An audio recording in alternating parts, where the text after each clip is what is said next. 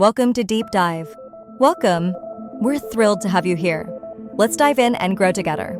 All right, let's dive in. We're tackling the Bhagavad Gita today. Oh, a classic. It is, and we're focusing on chapter 1, getting into the nitty-gritty. Laying the groundwork. Love it. So for anyone tuning in who might be new to this, can you give us a quick rundown? What's the Bhagavad Gita all about?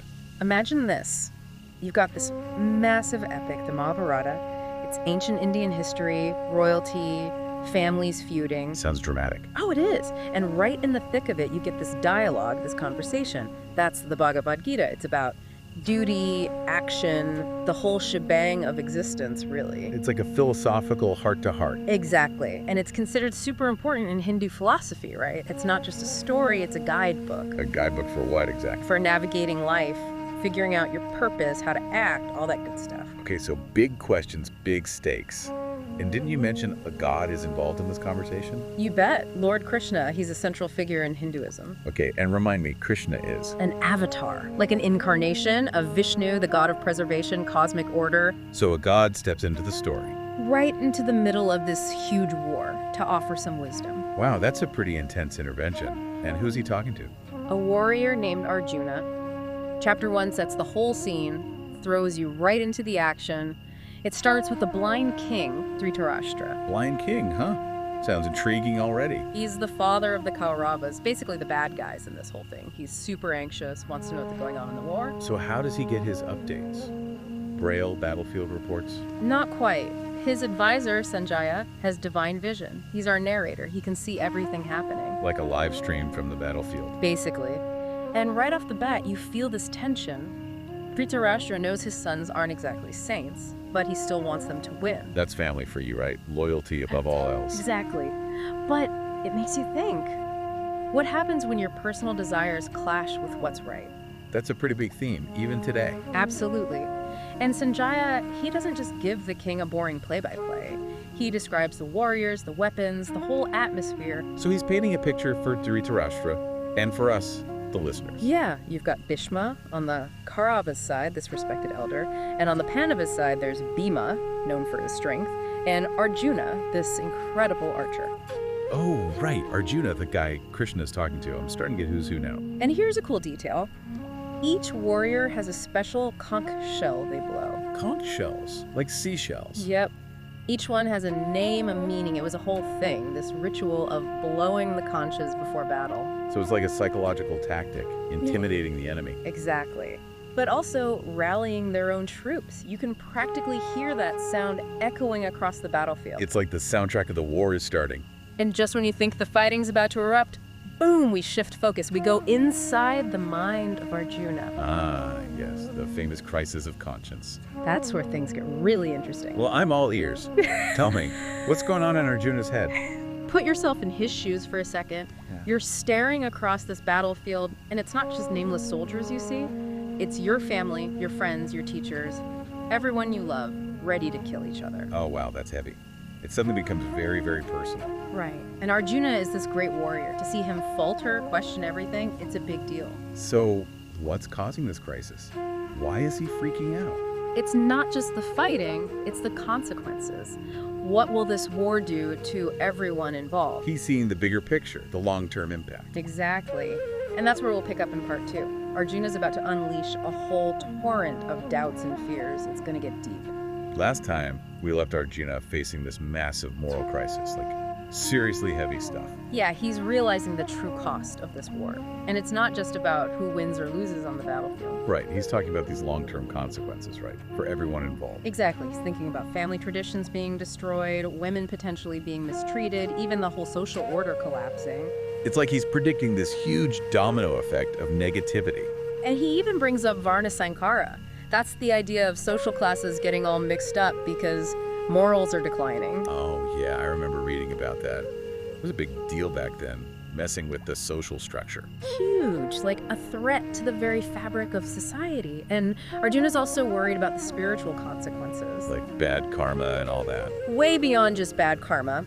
He believes that if families are destroyed, the offerings to ancestors will stop, and their spirits will suffer. So it's like This war could disrupt the whole cycle of life and death, the connection between generations. It's deep stuff. He's basically saying that his actions could have consequences that stretch far beyond his own lifetime. And it's interesting how he doesn't try to hide his feelings about all this. He's totally honest about how messed up he is. Right. He talks about his body shaking, his mouth being dry, his mind being totally chaotic. It makes him so much more human, don't you think? Absolutely. He's not some stoic warrior just following orders. He's a real person struggling with a real dilemma. And I think that's what makes this chapter so powerful. It's relatable, even thousands of years later. Totally. We all face tough decisions, moments where we doubt ourselves and wonder what the right thing to do is. And sometimes those decisions have consequences that go way beyond just us. It's like that butterfly effect, right? One small action can set off a whole chain reaction. And Arjuna is acutely aware of that. He doesn't want to be the one responsible for all this suffering. He even says it would be better to die unarmed on the battlefield than to kill his own family and friends. Wow, that's a powerful statement. It shows how deep his conflict is. He's not just afraid of dying, he's afraid of the consequences of his actions, the karmic burden he'll carry. But wouldn't some people say he's being a coward? That a true warrior should fight no matter what? Oh, definitely. Some people would say that. But I think it's more complicated than that. It's not about physical courage, it's about moral courage. Exactly. He's questioning everything he's been taught, challenging the whole idea of what it means to be a warrior. And that takes a lot of guts to stand up and say, wait a minute, something's not right here. It's like he's waking up to a deeper truth. That maybe there's something more important than winning a war. Something more important than blind obedience or following the crowd. He's listening to his conscience, even though it's painful. And that's where we leave him at the end of chapter 1. Totally lost, overwhelmed with grief, laying down his weapons. Yeah, it seems like a moment of defeat, but I think it's actually a turning point. How so?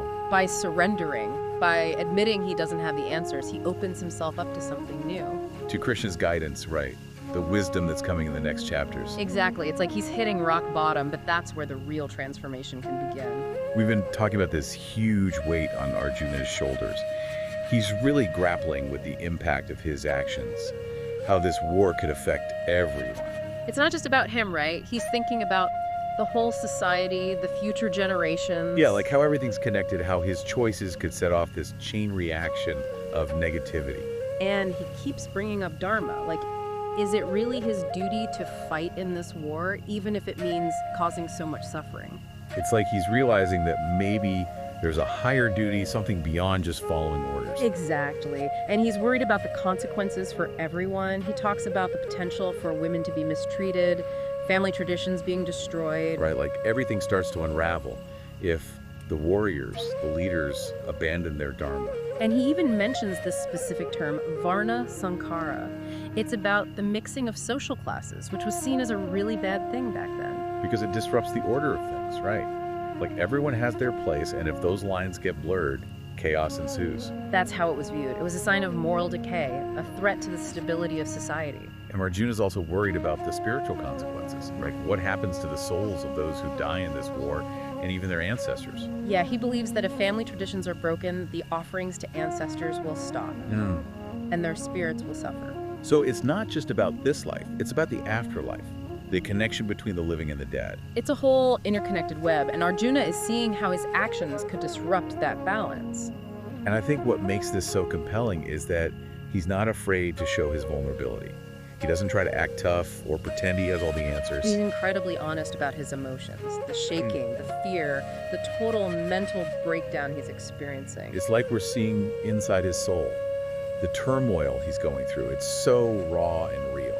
And that's what makes him so relatable, even though he's this legendary warrior from an ancient text. He's human, just like us. He doubts, he struggles, he makes mistakes. It's a reminder that even the greatest heroes have their moments of weakness. And that it's okay to not be okay, to admit when we're struggling, to ask for help. Which is exactly what Arjuna does at the end of chapter 1. He lays down his weapons, completely overwhelmed by his grief and confusion. It's a powerful image, right? This symbol of surrender, of admitting defeat. But it's not the end of his journey. It's actually the beginning of something much deeper.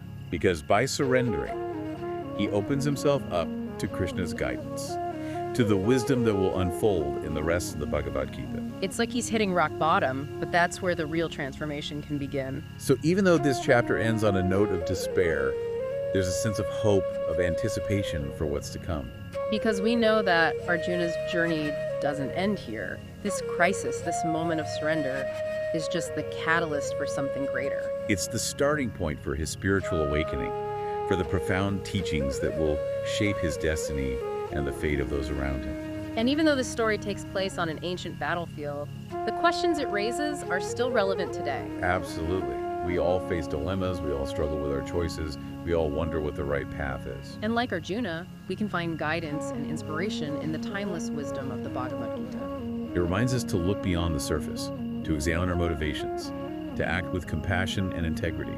And to remember that even in the midst of chaos and conflict, there's always the possibility for transformation, for growth, for finding a deeper meaning in our lives. So as we wrap up this deep dive into Chapter 1, I'm left with a sense of awe at the depth and complexity of this ancient text, and a renewed appreciation for the power of surrender, the willingness to let go of our own limited understanding and embrace a higher wisdom.